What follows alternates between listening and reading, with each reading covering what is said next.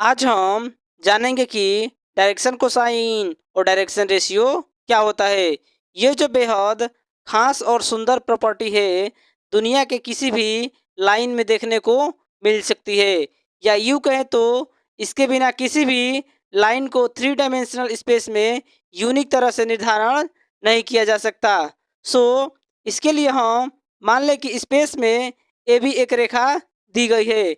यहाँ पर इस रेखा के लिए यह बताना थोड़ा मुश्किल है कि यह रेखा एक्स एक्सिस, वाई एक्सिस और जेड एक्सिस से कितना झुकी हुई है, अर्थात लाइन और एक्सिस के बीच कितना एंगल बन रहा है।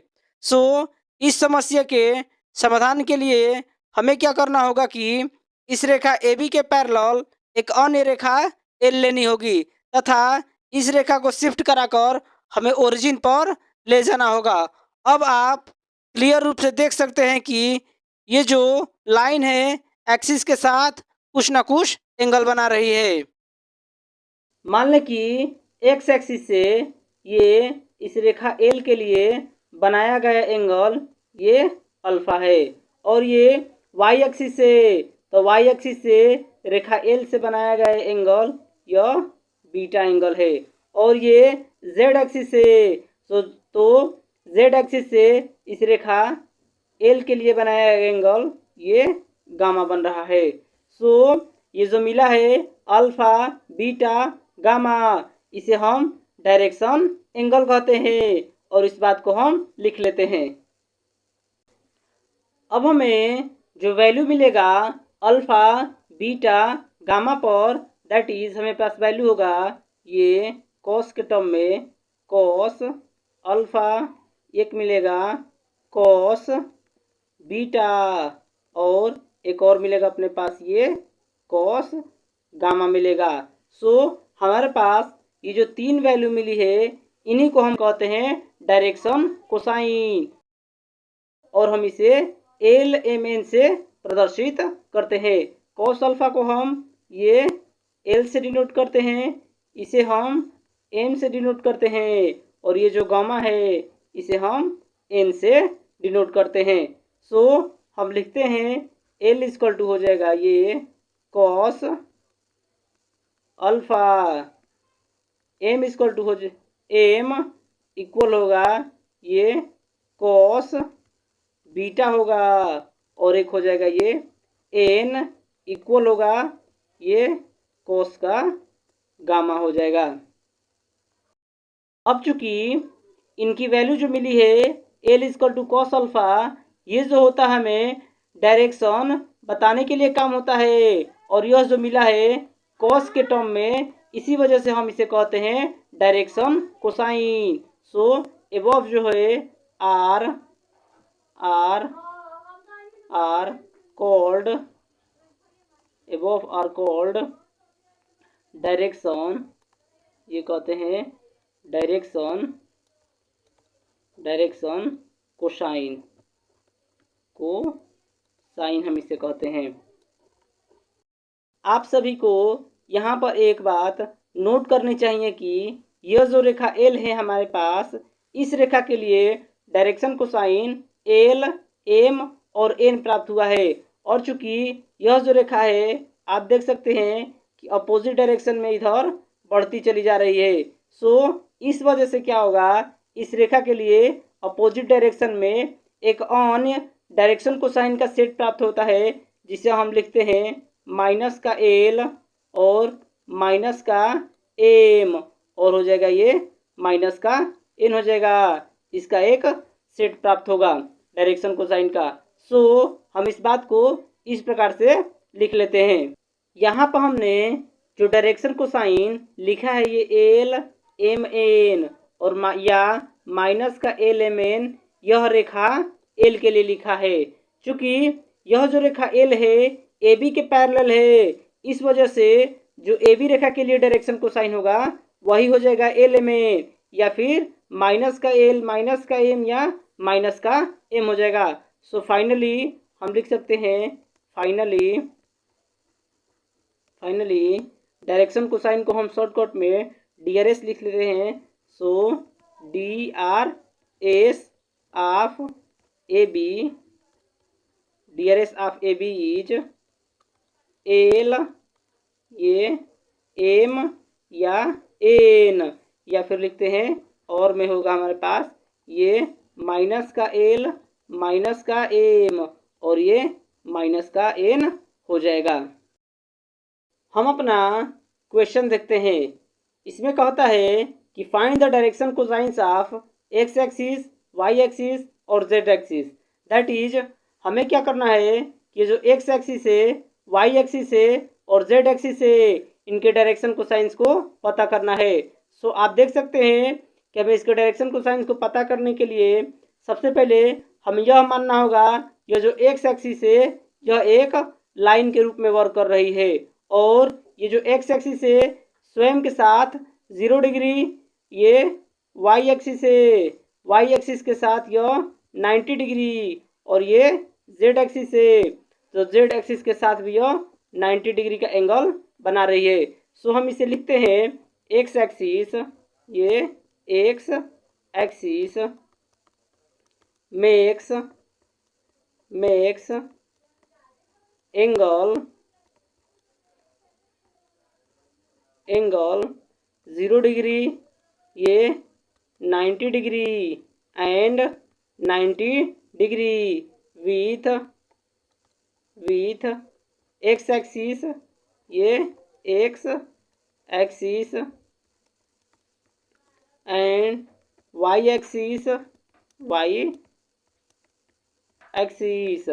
एंड ये लास्ट में है एंड ये जेड एक्सिस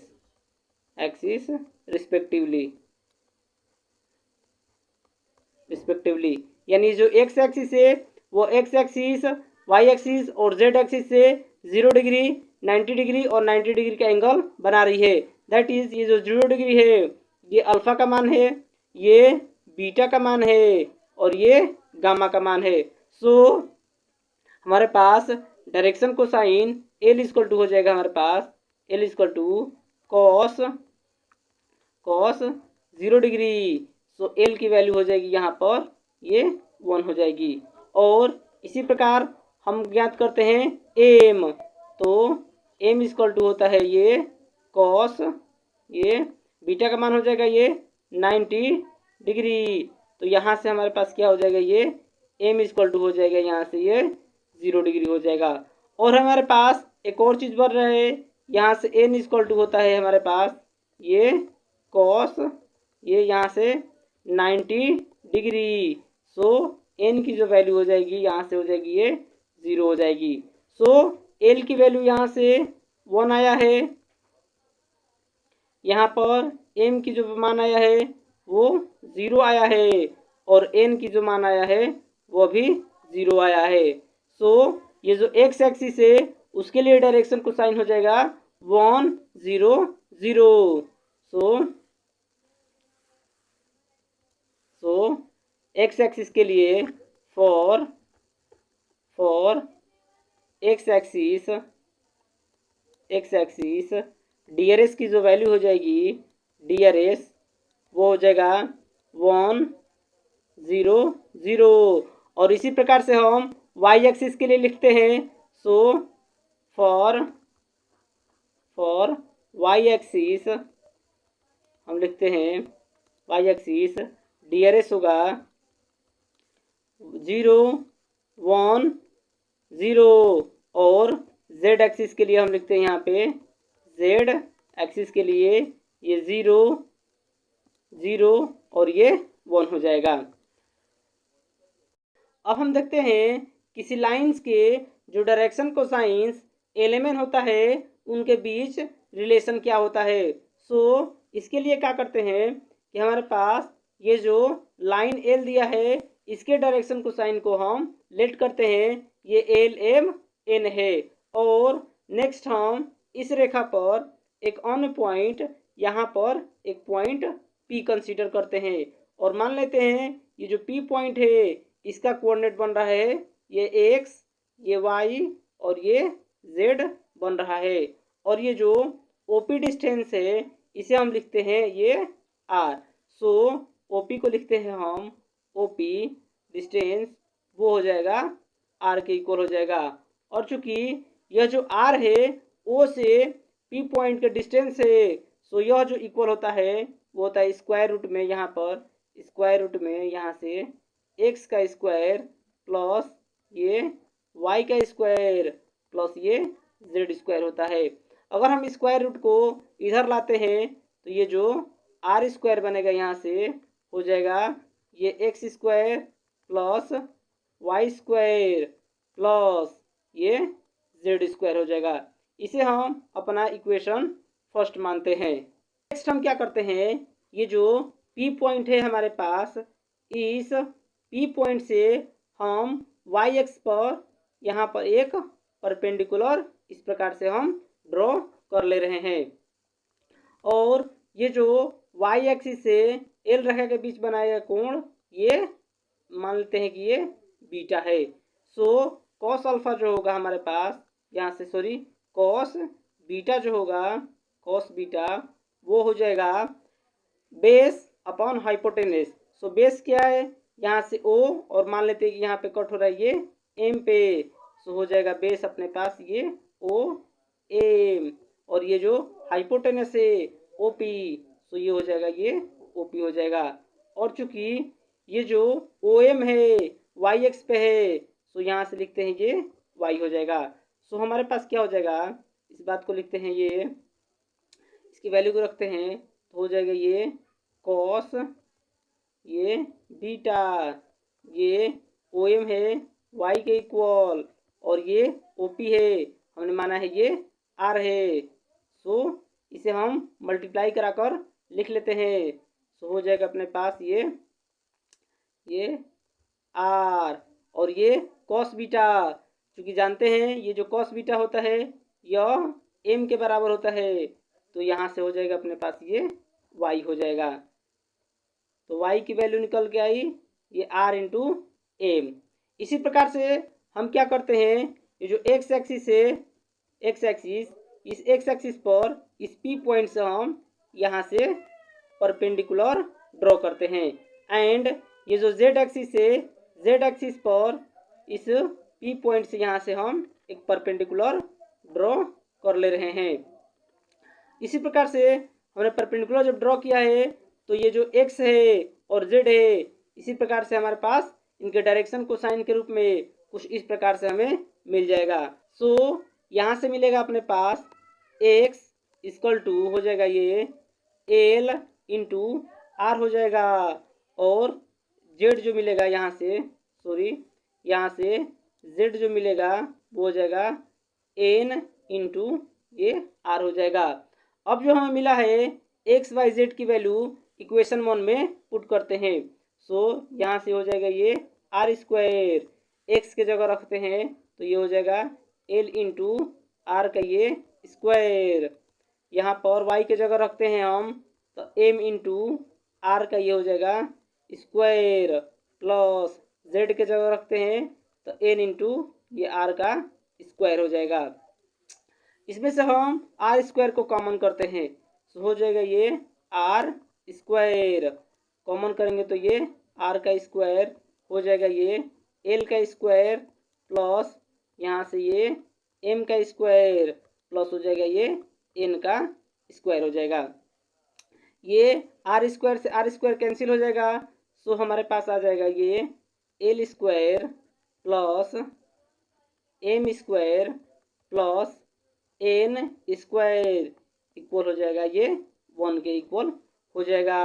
और यही जो है हमारे पास डायरेक्शन कोसाइंस में रिलेशन होता है। या हम इसे कुछ इस प्रकार से भी लिख सकते हैं, ये कॉस स्क्वायर अल्फा प्लस ये कॉस स्क्वायर बीटा प्लस ये कॉस स्क्वायर गामा इक्वल ये 1 हो जाएगा। यही है डायरेक्शन कोसाइंस में रिलेशन, और इसी को हमें प्राप्त करना था। नेक्स्ट चलिए अब हम डायरेक्शन रेशियो को देखते हैं कि डायरेक्शन रेशियो क्या होता है। और यह जो रेशियो होता है काफ़ी इम्पोर्टेंट होता है। सो चलिए इस चीज़ को देखते हैं। So the quantity which is proportional to direction cosine, that is कहने का मतलब है कि ऐसी राशियाँ जो डायरेक्शन कोसाइन के प्रोपोर्शनल होती है उसे हम डायरेक्शन रेशियो कहते हैं और इसे हम ए बी सी से डिनोट करते हैं। So so it is